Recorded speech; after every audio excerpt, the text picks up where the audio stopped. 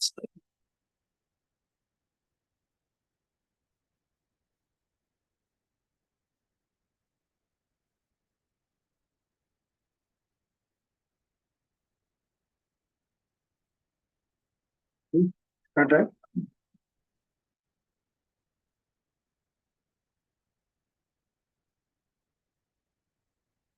Good afternoon, everyone.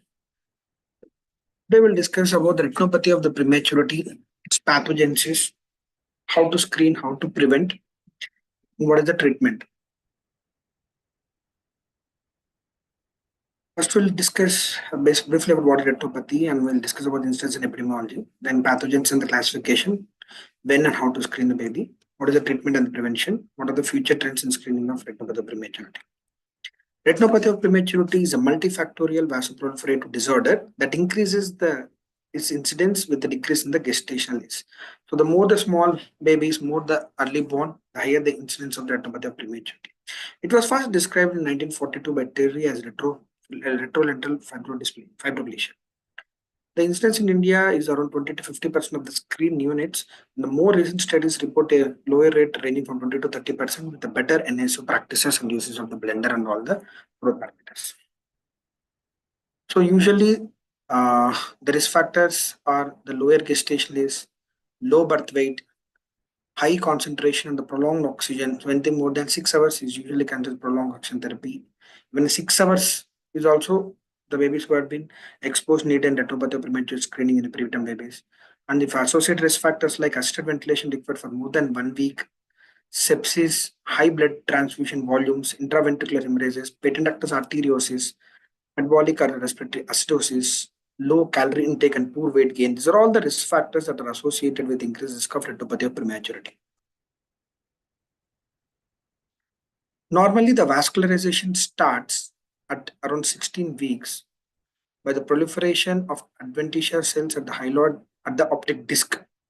And then this vascularization spread both nasally and temporally. The nasal border usually get completed by around 36 weeks of gestation and the temporal border by 40 weeks of the gestation. However, the maturation continues until 48 to 52 weeks post-menstrual age. There's a balanced concentration of the growth factors that are necessary for the normal vessel development, which are the insulin growth factor 1 and vascular endothelial growth factor. In 1950, the Ashton established the concepts of the oxygen toxicity that is responsible for the retinopathy of prematurity. So it has usually two phases. One is a vaso-obliterative phase, that is a phase 1, and the second phase is hypoxia-mediated vasoproliferation. So first there will be vaso-obliteration phase because of more amount of relative hypoxia. This is followed by phase where there will be tissue hypoxia that lead to the more amount of vasoproliferation. So normally the preterm babies or anytime babies when they're present in utero, the PaO2 is around 20 to 25 mg of Hg and saturation is around 55 to 60%. So immediately after the baby is born, either because of normal oxygen levels, the PaO2 rises around 60 and the SpO2 rises around more than 90%. And if you provide more amount of free oxygen, there's more amount of hyperoxia happens. So this hyperoxia suppresses this oxygen-related angiogenic growth factors such as erythropoietin and vascular endothelial growth factor.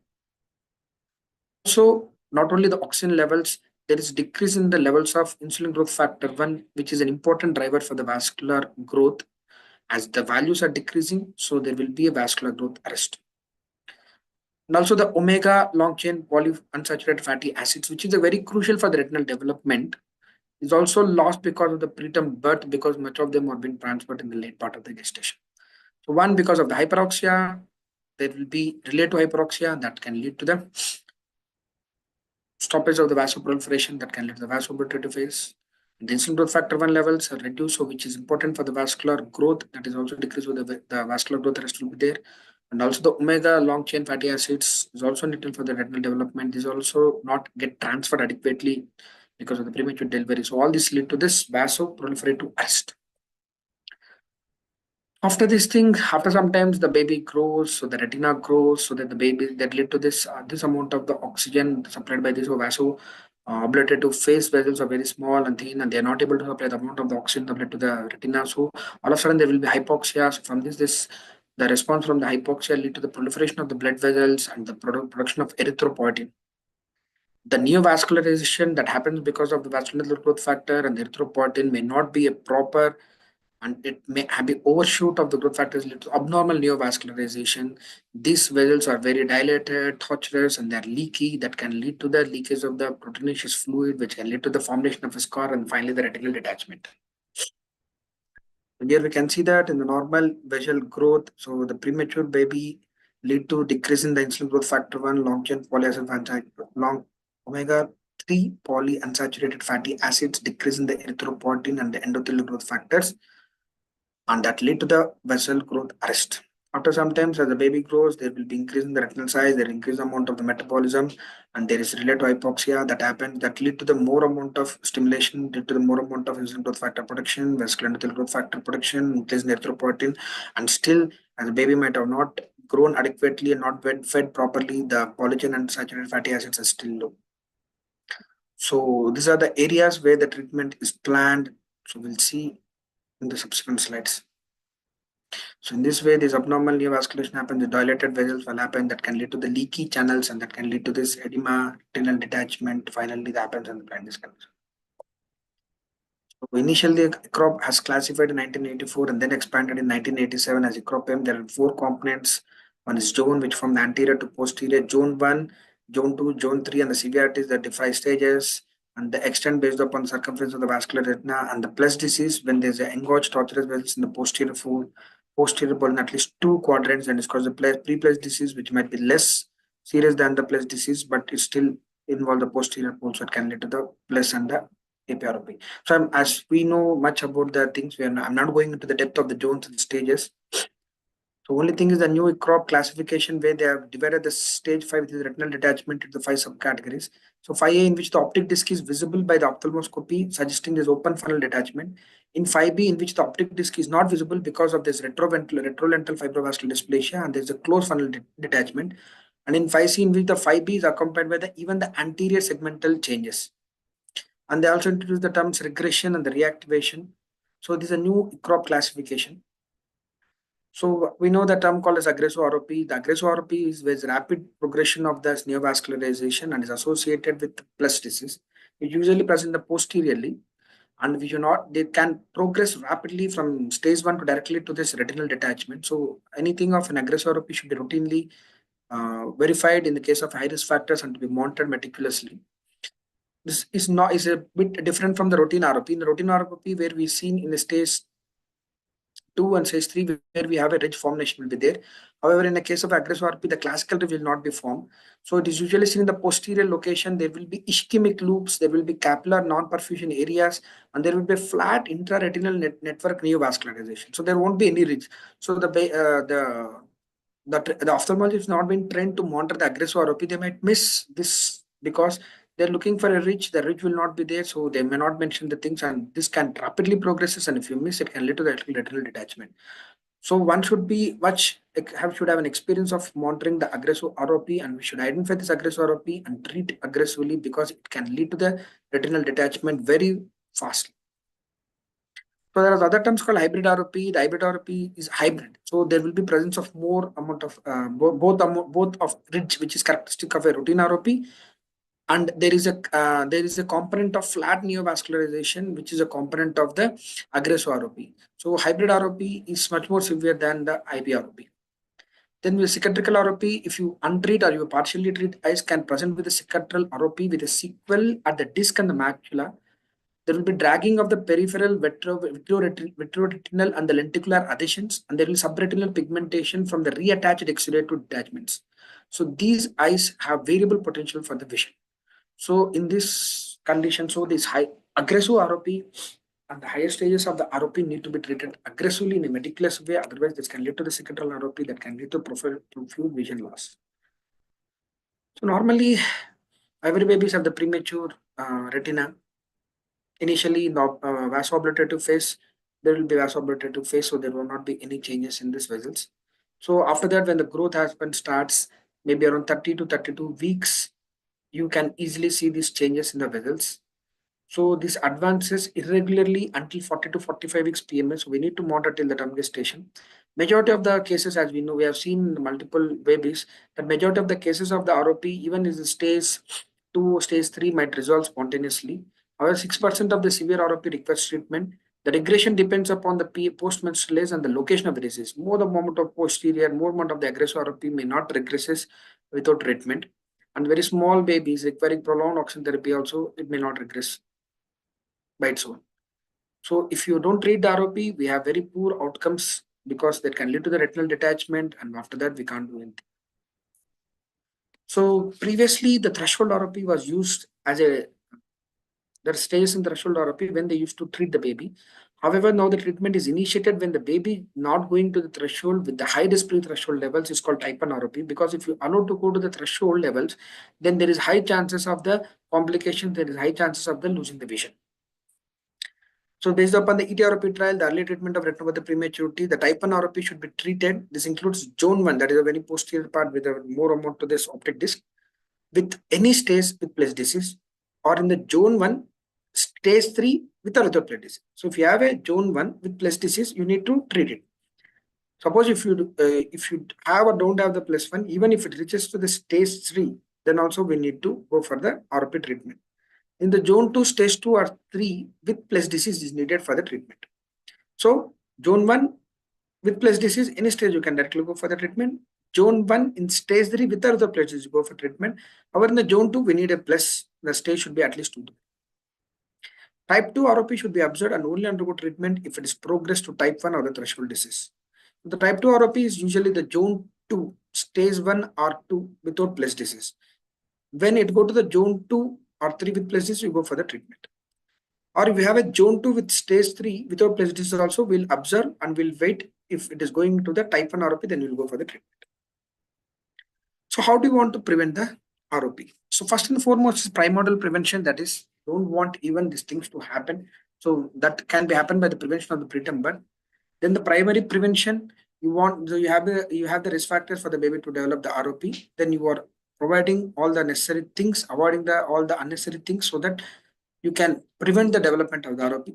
The secondary prevention, the ROP, as already said, we need to identify it and treatment aggressively. And the tertiary prevention, which we don't want to progress to that level where there's a rehabilitation of the impaired visual outcomes is needed. So the epidemic, when you see the epidemic of blindness due to ROP in 1940s, first epidemic has happened because oxygen was used for the babies, and there is unmonitored 100% supplemental oxygen. So they're able to save the babies more. At the same time, they expose more amount of oxygen. There is the first epidemic happened. In around 1980s, with the increase in the technology, and we are able to salvage more amount of the babies. So there again, even though they have given the restricted oxygen levels, there is more amount of the ROPs happened. And after 1990s, then they found that ROP blindness is causing so much of disability in the babies, and there is high quality neonatal ROP and the good ROP services has been developed. The third epidemic has happened in different parts in 90s and 2000 and 2020. Especially in the last decade, the more amount has happened in the Asia and the sub-Saharan Africas, because there are more amount of expansion of the intensive neonatal care in these areas, but the quality of the care was not that great. The ROP screening and the treatment was not happening routinely, so this led to more amount of the ROP in the last decade, even though we are salvaged for more babies. But with the current guidelines, with the strict guidelines from the NNF and the American Academy of Pediatrics, so now we are able to have a strict guidelines, strict screening processes. That's why we are able to, and also we are trying to preventing all the development of the ROPs by monitoring all the oxygen levels and monitoring the growth and the blood hemoglobin values. Now we are able to prevent more amount of the retinopathy of prematurity. And because of the very stringent rules and regulations, now we are monitoring all the babies who are the risk factors, and we are treating aggressively even before going to the threshold ROP, so that the ROP blindness is decreasing nowadays. So primordial prevention is a prevention of preterm birth. That is, we need to have a healthy mother, we need to have a good amount of supplementation, proper visits, and should be free from infections. They should have a handled risk factor detection and modification of those risk factors, controlling of the BP, controlling of the diabetes. There are the certain things that they predict for the preterm birth based upon the values and the ultrasonographic parameters. So they want to have this more concentration on this high risk mothers. As far as possible, we need to prevent the preterm birth, and if you are delivering, then you have to have an optimum delivery in the high risk referral centers. where they have all the opportunities to salvage these babies. Not only just salvage the babies, they can provide the optimal care in order to prevent the ROP. So the primary prevention when the baby is born, then the first and foremost thing is we need to deliver in a good referral center or good high-end tertiary care in order to have stringent protocols to be followed to prevent the ROP. In less than 35 weeks of the gestation, as per the NRP, we need not to provide very high oxygen. We can start with 20 to 30% because in these settings, if you don't use a blender, if you provide the 100% oxygen therapy, there is more chance for developing the ROP and in fact the aggressive APROP, even in the case of a large preterm infants. So we have seen some babies who has been referred to different parts where they are successfully managed the babies, but they don't have a blender. They have been given 100% oxygen initially. They, even the late preterms, around 1.8 to 2 kg babies also had developed significant ROP requiring treatment. The one of the most important that we can do to prevent the ROP is delayed cord clamping. So if you delayed cord clamping, you will be around maybe 30 to 60 seconds. You may be able to transfer around 50 to 20 ml per kg of extra volume to the baby that can prevent the anemia need for the transfusion, and that can indirectly prevent the retinopathy of prematurity. And we need to maintain the stringent temperature of the delivery room and also the NSUs to prevent hypothermia, avoiding all the things that can lead to hypothermia, because hypothermia itself can lead to the infection in the infection and that can lead to the morbidity. That's why we always suggest to maintain a proper temperature of labor room and maintain the temperature of the baby, and the admission temperature of the baby is much more important. So even the antenatal steroid, the studies have been by systematic review and the meta-analysis have done this association of antenatal steroid and the retinopathy of prematurity. The studies have found that the antenatal steroid administration was associated with the reduced risk of the ROP development with a tight confidence interval, and also not only the development of ROP, also the progression to severe ROP. This could be because providing the antenatal steroid might have developed the lungs well, better surfactant therapy, decrease the chance of the oxygen therapy, decrease the chance of infection. All this can lead to this decrease the risk factors. So these are can prevent the ROP either directly or indirectly. There are certain low cost practices that can improve the outcome and are usually fully embraced in the HIC setting, particularly aimed at the middle income countries and the low income settings. The management procedures are often called as a points of care. So we can see the pain control. We need to avoid the unnecessary pains, and we need to identify the pain and use either oral sucrose or glucose or KMC to prevent the pain control. We need to have stringent oxygen monitoring, and we should have an agreed oxygen target circulating level of 91 to 95%, and the more we try to decrease the FiO2 levels. The infection should be prevented because any infection can prolong the hospital stay, can lead to the more amount of IUGR, and can lead to the more amount of damage to the developing retina. There should be a proper protocol-based antibiotic stewardship to avoid any unnecessarily spread infection or fungal infection and the increase in the chance of the resistance. The nutrition is a paramount important. We'll see why the nutrition is important. And the mother breast milk feeding itself prevent the retinopathy of premature. The studies have proven that babies who are on the exclusive mother milk and breastfeeding have the less chance of the ROP. Provision of additional calories and proteins required in the case of preterm babies because they may not be sufficient enough. The growth is one of the most important for the prevention of ROP. And the temperature, as we discussed, is important. We should avoid always hypothermia, even in the delivery site in the NSU, to prevent the hypothermias. And the developmental support to care definitely facilitate the better growth, better development of the baby, also can decrease the chance of ROP. We should always be pro for the kangaroo mother care and kangaroo father care. We should have a careful positioning of the infant, and the family involvement is much more important because the studies have been shown clearly that family involvement can lead to this early discharge and decrease in the hospitals and decrease chance of infection. So we can also even use caffeine. We know that caffeine is being used for the ages for the prevention of the apneas. So the CAP trial, which is a landmark trial, done in less than 500 grams, they found that even the long-term follow-up at 18 to 21 months follow-up with the caffeine versus placebo associated, the babies have been shown that there is a significant reduction in the retinopathy of prematurity by almost with a very significant p-value, making the caffeine one of the few therapies shown to directly reduce the ROP.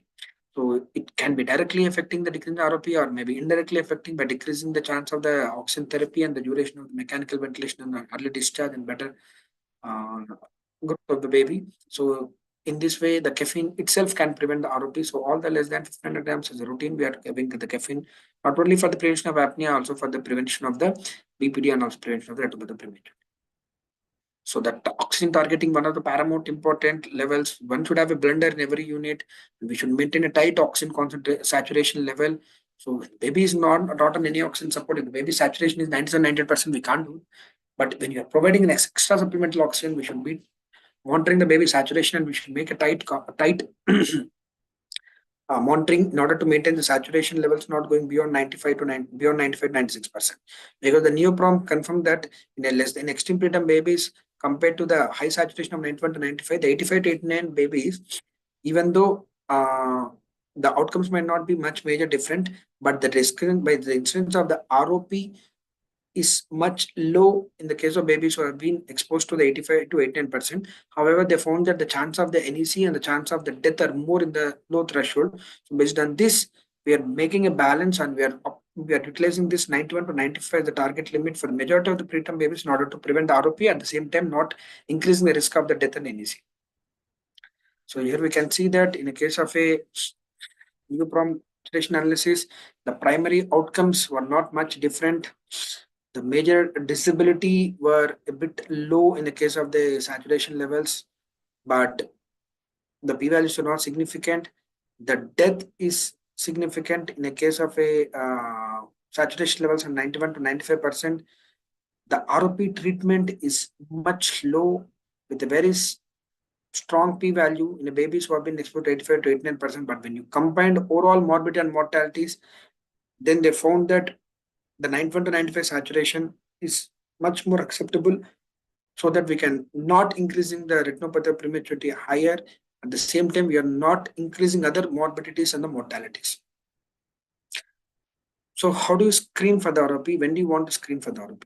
So why do you want to screen for ROP? We know that as been discussed, the ROP can lead to the potential vision loss, and if you identify it at early stages, so we can treat it in time so that we can prevent the vision loss. The cryo-ROP study clearly reported that ablative therapy reduced the unfavorable structural outcome from 48% to the 27%, and reduced the unfavorable visual outcomes from 62 to 44%. And the early treatment ROP confirmed the efficacy of treatment of high-risk pre-threshold ROP and redefined indication for the treatment.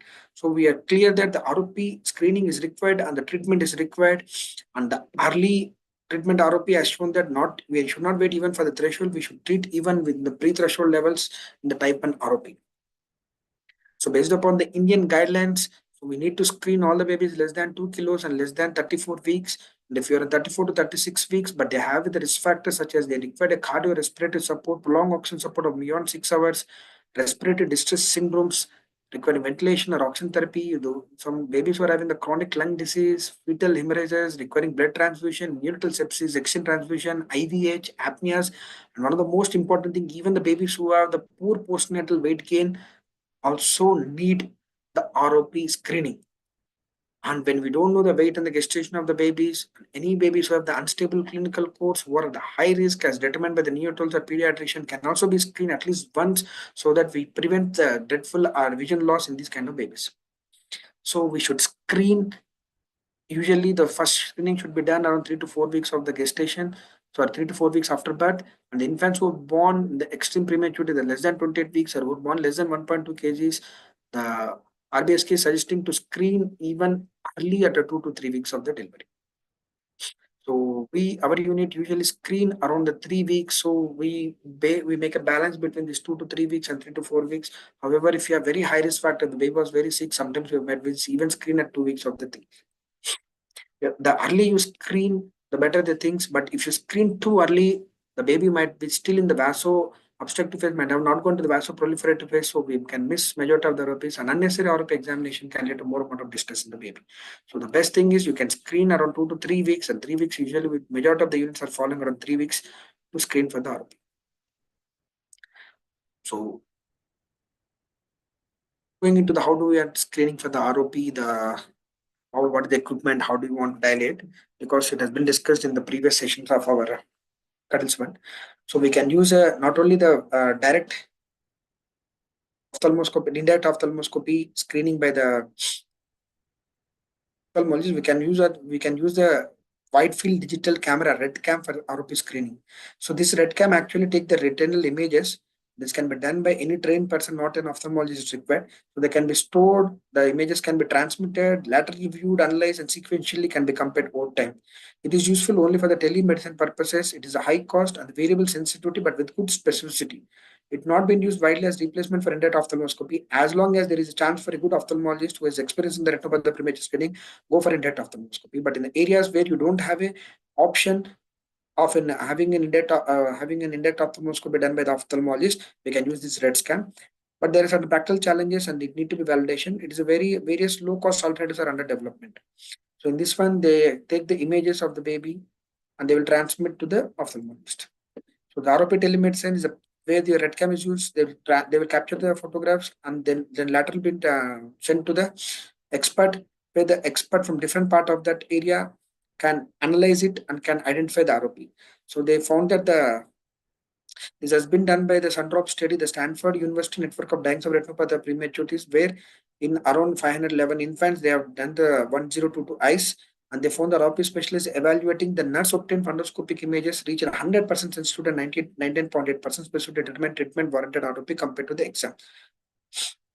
So the telemedicine approaches to evaluating acute phase ROP, EROP study found that in more than 200 infants with birth weight of less than 1251 grams, the non-physicians obtaining a series of wide field images from each eye. The red cam shuttle has been used. The sensitivity of detecting ROP is 90%, specificity 87%, and the negative predictive value is 97.3%. So in this way, when the ophthalmologist is not there, when you're running an NSU, still we can use for the ROP screening in these babies, but it should be used not to be used as routinely. It should can be used only in the settings where there is no availability. So the KidROP ROP, the Karnataka Interested Diagnosed ROP, is the one of the first and the world's largest telemedicine network to tackle infant blindness from the retinopathy of prematurity.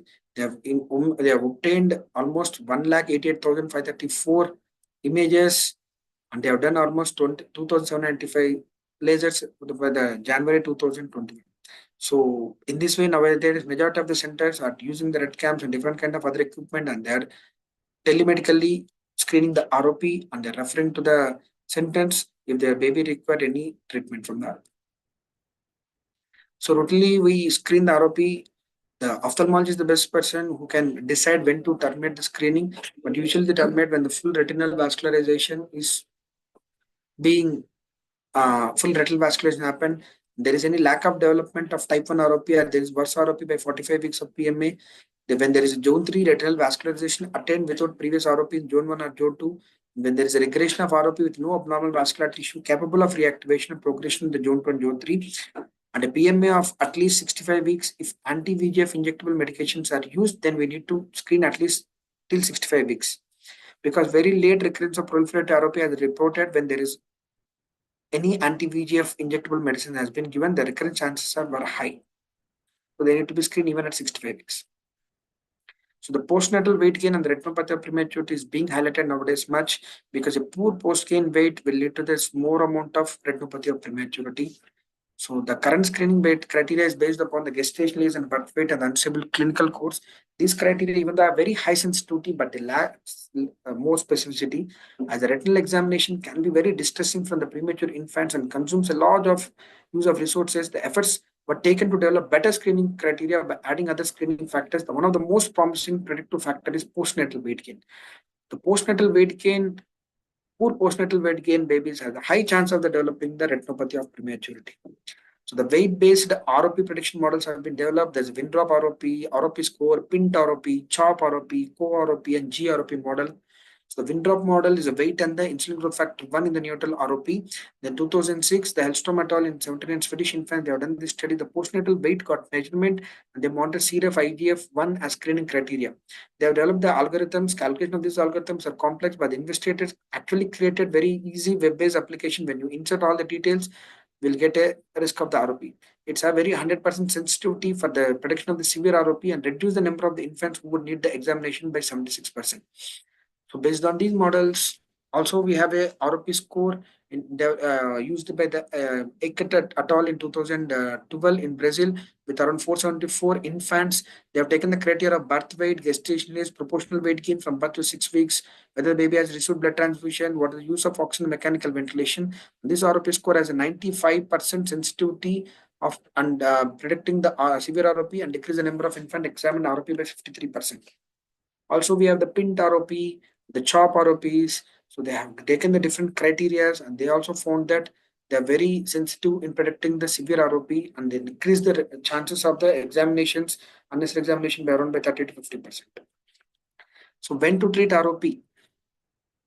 So the based upon the ET-ROP trial, early treatment for retinal prematurity trial, they want to treat the babies as soon as they reach the type 1 ROP. They want the retinal ablative therapy when the babies reach type 1 ROP. For the type 2 ROP, they want to wait and watch the early treatment because early treatment of the high risk pre-threshold ROP significantly reduce the unfavorable outcome of retinal detachment and the future vision problems. The treatment of option, we know that the laser photocoagulation is one of the most common thing that has been done. Previously, the cryotherapy was the gold standard. Nowadays, various pharmacological therapies have been investigated in order to identify and treat and also prevent the RP.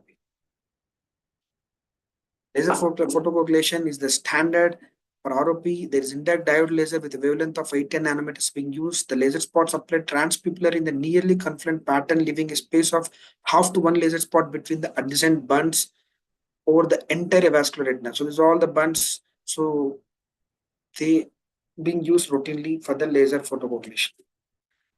It is not associated with any complication. There are certain complications that can lead to the congenital chemos redness. There can be inflammation, pain.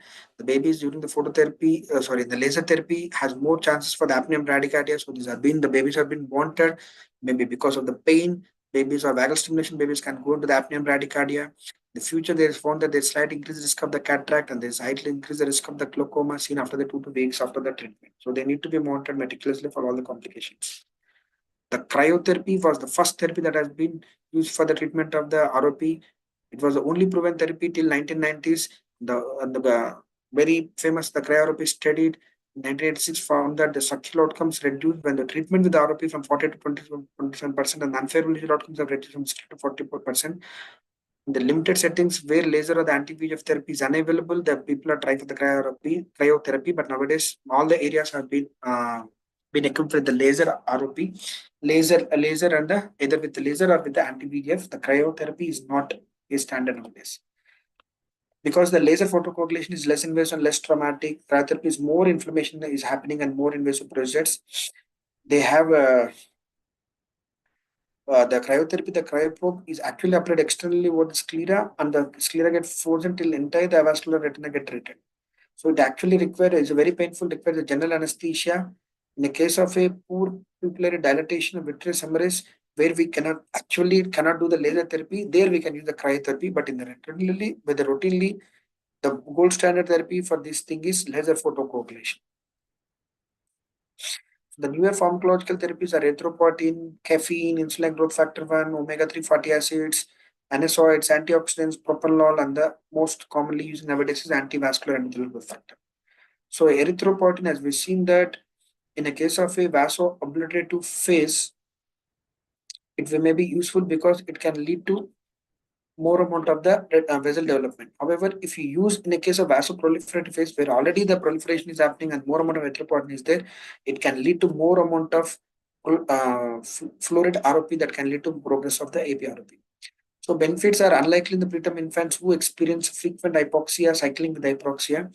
Also, erythropoietin in the setting of intermittent hypoxia can in fact lead to more amount of the free iron development, which can lead to the production of the oxygen-free radicals, and that can lead to more amount of the damage to the retina. The insulin growth factor 1, low insulin growth factor were found in the preterm and IUGR babies, suggest of low insulin growth factor levels in the serum. The insulin growth factor 1 actually inhibits the vasoproliferation phase. In the case of a low birth weight babies, if they are poor weight gain babies, if the insulin growth factor 1 levels are low, it cannot inhibit the vasoproliferation phase. So, supplement of the insulin growth factor 1 can lead to suppression of the vasoproliferation phase that can lead to prevention of the progression of the ROP. However, like erythropoietin, even the insulin growth factor has a conflicting results noted specifically based upon the timing of administration. But a study done, they failed to show any decrease in the reduce the severity of ROP. But we can use this insulin growth factor in our ROP prediction model. So babies who have the low insulin growth factor 1 can more chance for having the more amount of the AP-ROP. The NSAIDs, these drugs inhibit the biotransformation of arachidonic acids polysaccharide fatty acids in the membrane phospholipids to produce the bioactive compounds like eicosanoids, that are prostaglandins, thromboxanes, leukotrienes, thereby blocking or ameliorating the inflammation. By using these anisotropes, it can block the inflammation. The inflammation actually plays one of the crucial role in ROP pathogenesis, but we don't have any good RCTs to show their effects or refuting their use in the retinopathy treatment. We discussed the breast milk as definitely as a protective role in preventing ROP, either directly or indirectly. The studies have shown that the incidence of the ROP is much less in the babies who are on the exclusively human milk compared to formula milk. And this confidence interval is very tight. The omega-3 fatty acid supplementation actually by the fish oils compared to this non-supplementation has decreased instead of ROP, but the values are not statistically significant. The vitamin A role has been found to decrease the incidence of the ROP. However, we need much larger studies to suggest the routine supplementation of vitamin A. Similar to the vitamin A is also an antioxidant and can decrease the incidence of the ROP. The meta-analysis has shown that the vitamin E has decreased the incidence of the ROP, but we still need large studies to support the routine use of the vitamin A and E in the treatment of the ROP. The beta blocker like propranolol, so the angiogenesis is controlled by the adrenergic system.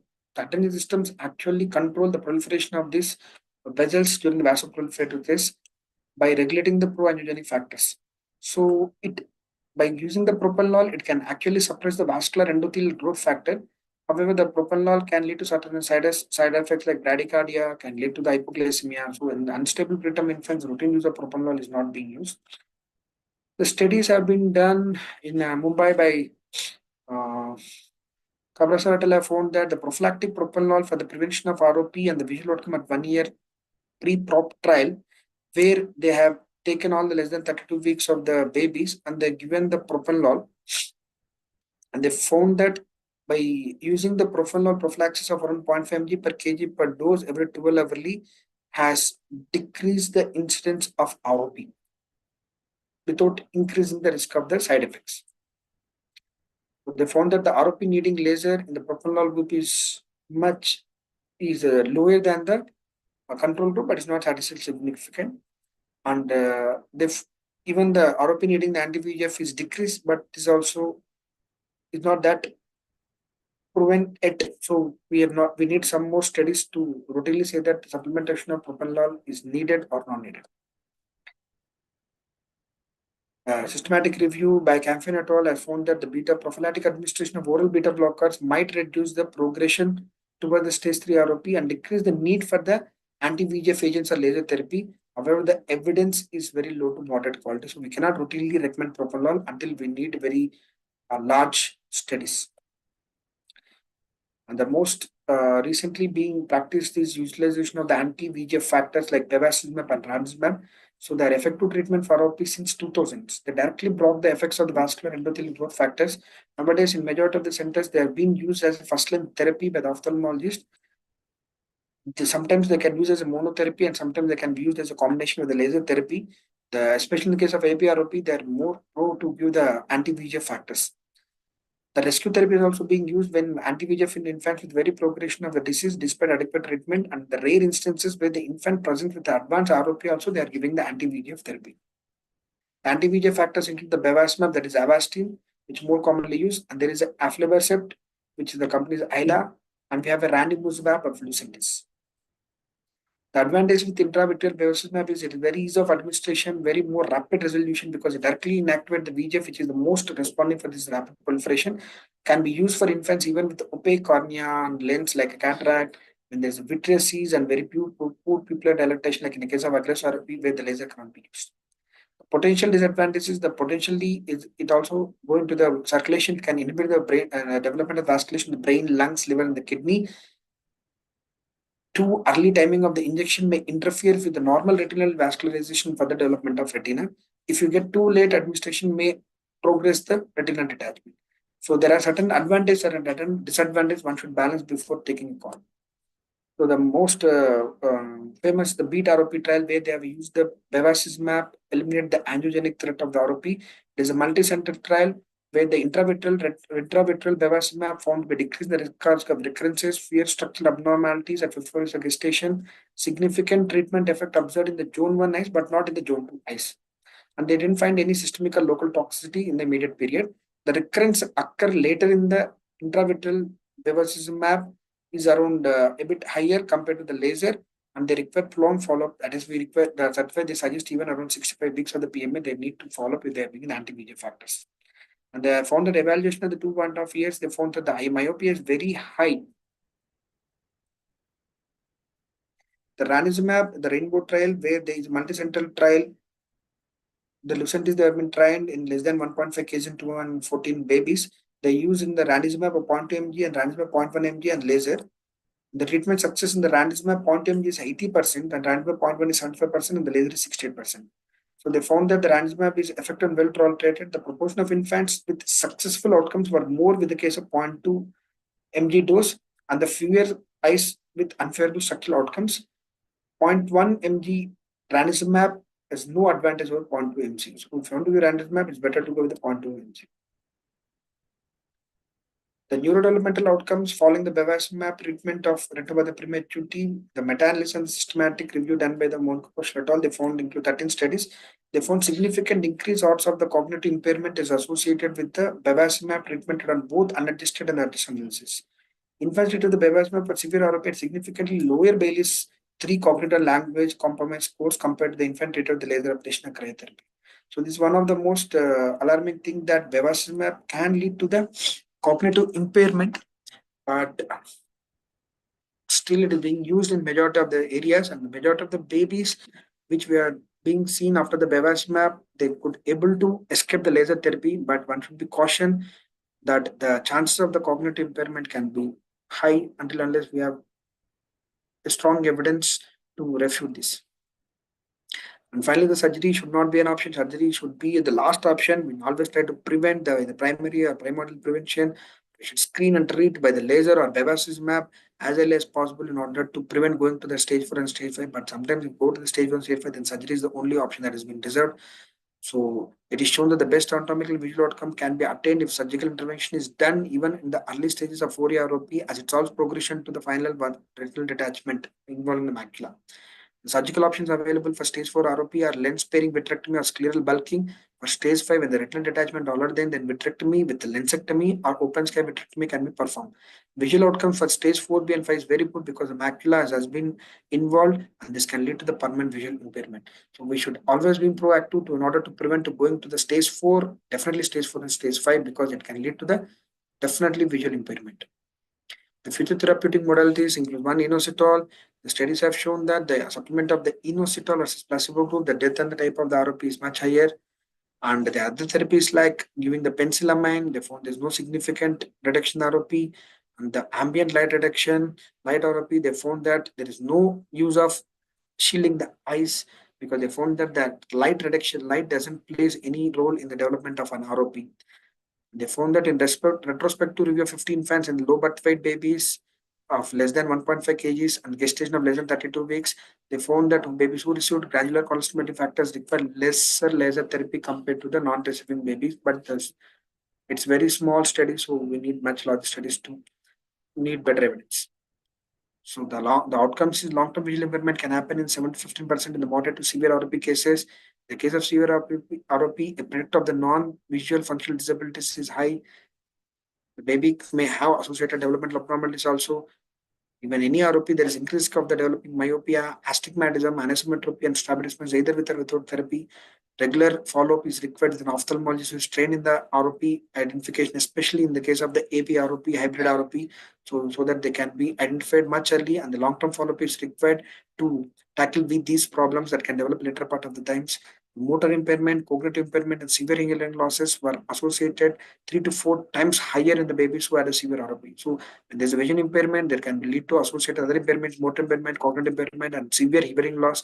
So the prevention of ROP is much more important. At least we need to identify early by the proper screening and treatment in order to prevent the progression of severe ROP, because it does not only cause a visual impairment, it can lead to the other impairments of both the motor, cognitive, and even the hearing. Thank you.